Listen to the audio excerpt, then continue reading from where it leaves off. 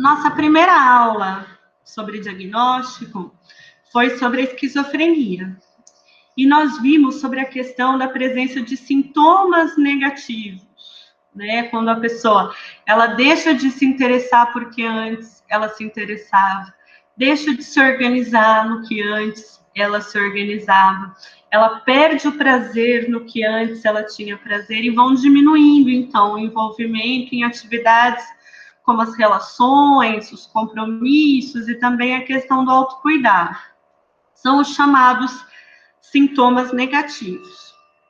Quando a gente percebe que alguma pessoa está apresentando sintomas negativos e também se aproximando de conteúdos que não são bem delirantes ou alucinações, mas existe uma impressão de que pode ter um rompimento com o teste de realidade, que é verificar as evidências daquilo que eu estou acreditando, verificar o embasamento de como eu estou percebendo. Então, os dois diagnósticos que nós vamos ver em seguida, eles são diagnósticos que podem anteceder o desenvolvimento de um quadro de esquizofrenia. É uma pessoa que ainda não apresenta os sintomas da esquizofrenia, mas que pode sinalizar uma necessidade de uma maior atenção. Ok? O primeiro deles é o transtorno da personalidade esquizoide. Tá aqui. Vamos ver. Um padrão difuso de distanciamento das relações sociais e uma faixa restrita de expressão de emoções, em contextos interpessoais que surgem no início da vida adulta e estão presentes em vários contextos, conforme indicado por 4 ou mais dos seguintes. Então, vê que o eixo aqui é o distanciamento das relações e essa restrição da expressão de emoções. 1. Não deseja nem desfruta de relações íntimas, inclusive ser parte de uma família. 2. Quase sempre opta por atividades solitárias. 3. Manifesta pouco ou nenhum interesse em ter experiências sexuais com outra pessoa. 4. Tem prazer em poucas atividades, por vezes em nenhuma. Você pergunta o que a pessoa gosta de fazer e ela diz que não gosta de nada. 5. Não tem amigos próximos ou confidentes que não sejam familiares de primeiro grau. 6. Mostra-se indiferente ao elogio ou à crítica dos outros. Vocês percebem que identificando a rede, né, de apoio, a rede social dessa pessoa, você vê que existe esse retraimento, esse distanciamento. Demonstra frieza emocional, distanciamento e embatamento afetivo, né? E aí algumas pessoas podem criticar os transtornos da personalidade no geral são alvos de muitas críticas e críticas que são bem-vindas para que a questão do diagnóstico seja feita de uma forma cuidadosa e não de uma forma relapsa, de uma forma negligente, porque é muito grave que uma pessoa tenha um diagnóstico e isso seja superficial, não é? É como se a pessoa, de alguma forma, ser mais distante socialmente, recebesse um rótulo ou recebesse um estigma. A ideia é que o diagnóstico não seja estigmatizante, é muito importante que haja um processo cuidadoso, né? E também que, ao olhar para esses critérios diagnósticos, seja um indicativo de cuidado da pessoa ser acompanhada, né? Também de avaliar se esses modos de ser tem a ver com o jeito da pessoa ou tem a ver com adoecimento, trazendo sofrimento, efeitos negativos para ela, efeitos negativos nas relações familiares, né? Já que não há novas relações sendo estabelecidas. Ok? Então, enquanto o transtorno da personalidade esquizoide vai ter esse padrão de distanciamento e de retraimento afetivo, o transtorno da personalidade esquizotípica vai envolver também algumas crenças consideradas excêntricas. Também, gente, o excêntrico não é um julgamento, de eu ir lá e falar, ai, que esquisita essa pessoa, mas eu ir percebendo como que está o vínculo dela com a realidade. Vocês se lembram que para pensar saúde, é importante pensar a comunicação, é importante pensar essa viabilidade das relações. E na personalidade esquizotípica, as crenças podem ter um efeito nocivo, como a gente vai ver aqui.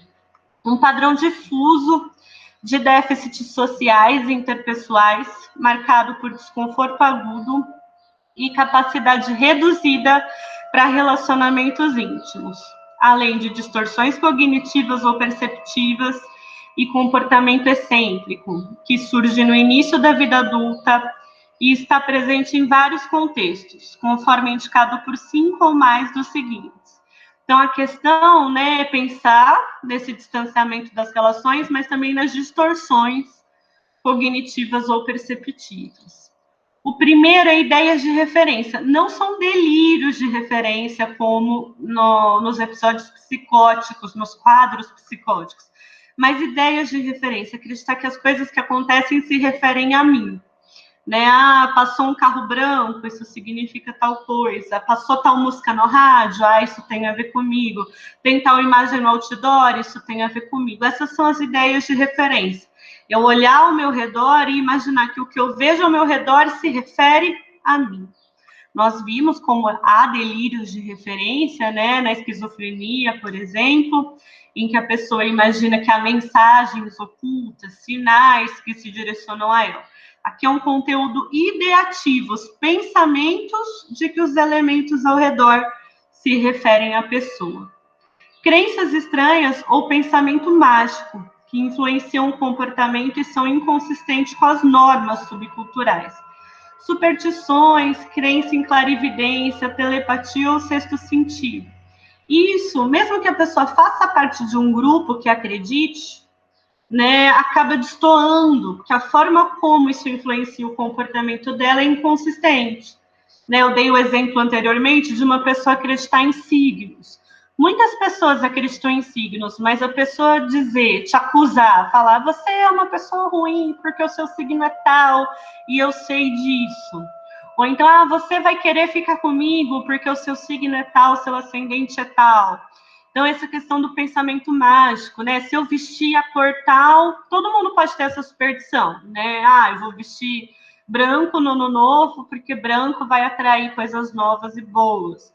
Mas aí a pessoa ter o pensamento mágico, ela é achar que a cor que ela vai vestir no dia vai determinar o dia. Por isso que a gente precisa olhar para essas crenças e pensamentos com relação ao comportamento e ver essa possível inconsistência, né? A pessoa acredita em cristais. Muitas pessoas acreditam em cristais, né? Mas ela imaginar que se ela tiver com aquele cristal, ela pode chegar numa festa e fazer o que ela quiser e dizer o que ela quiser, porque as pessoas vão gostar dela e vão querer ficar com ela. Aí é um padrão de distorção, né? Uma pessoa pode acreditar em vidas passadas, mas ela ir dizer, você não pode trabalhar aqui, porque na sua vida passada aconteceu tal coisa. Então, é menos ter uma crença do que como essa crença influencia o comportamento e prejudica a comunicação e as relações. Experiências perceptivas incomuns, incluindo ilusões corporais, pensamentos e discursos estranhos, por exemplo, vago, circunstancial, metafórico, excessivamente elaborado, estereotipado. Então, a pessoa começa a descontar, contar, e fica difícil acompanhar o que ela está dizendo. Né? Por ser vago, por ser muito metafórico, por ser estereotipado, acaba sendo difícil a própria comunicação. E algumas pessoas têm a desconfiança ou ideação paranoide, né? Que é a paranoia, como a gente disse antes, a desconfiança, imaginar que as pessoas querem prejudicar, querem fazer mal para ela. Afeto inadequado ou constrito, né? A restrição dos afetos. Comportamento ou aparência estranha, excêntrica ou peculiar. Eu fico pensando nisso, porque algumas pessoas criticam, tipo, ah, você vai julgar alguém pela aparência, né? Vai julgar alguém pelas roupas, vai julgar alguém pelo cabelo, mas é uma questão do rompimento com as expectativas culturais no sentido de uma não assimilação. Então, não é que a pessoa discorda das normas. Existe aquela pessoa que vai usar roupas diferentes, usar um cabelo diferente, porque ela está se posicionando em relação às normas. tem aquela que, por um quadro de adoecimento, está com uma dificuldade de perceber, de circular nos meios sociais, né? Uma coisa eu gostar muito de cabelo comprido, de tatuagem, de piercing, e ficar indignada que tem entrevistas de emprego que as pessoas podem me julgar por isso. Outra é eu ir para uma entrevista de emprego sem ter penteado o cabelo, usando uma roupa furada, e não perceber que isso está relacionado com as normas sociais. Eu destoo dessa forma de circular culturalmente. Então, não é uma questão de colocar a norma como saúde, mas uma posição da pessoa, dela compreender, até mesmo para discordar. E o que a gente vê é que algumas pessoas, elas têm dificuldade em circular socialmente, em perceber a presença dessas normas, em responder ao que é culturalmente estabelecido na comunicação e nas relações. E isso vai prejudicar que a pessoa possa ter relações, né? Inviabiliza as relações. A ausência de amigos próximos ou confidentes que não sejam parentes de primeiro grau. Às vezes a pessoa deseja ter relações, mas ela tem dificuldade de estabelecer uma conversa. Quando estabelece uma conversa, ela tem dificuldade de ser compreendida. É nesse sentido que é importante investigar a excentricidade. Ansiedade social excessiva que não diminui com o convívio, e que tende a estar associada mais a temores paranoicos do que a julgamentos negativos sobre si mesma. Então, a pessoa ela não percebe o quanto ela pode destoar das normas, mas ela imagina que as pessoas estão perseguindo, estão olhando de uma forma que inferioriza, estão olhando de uma forma depreciativa, querem o mal dela. Então, a percepção do como circular socialmente está comprometida, né? E mais uma vez, isso não é uma defesa das normas, mas vai ser trabalhado ali, como muito, do modo de falar, para se comunicar, para se expressar, para ser entendido, do modo de se vestir, porque em alguns lugares, se você se veste de uma determinada forma, vão imaginar que você não está cuidando, não está se importando com o espaço, né? Do modo de interagir, como que a gente pode trabalhar essa questão? Então, existem desafios quando a gente lida com a questão dos transtornos da personalidade no geral. Aqui nós vimos a personalidade esquizoide e a esquizotípica. E, mais uma vez, não é para julgar, não é para rotular, é para poder acompanhar e cuidar.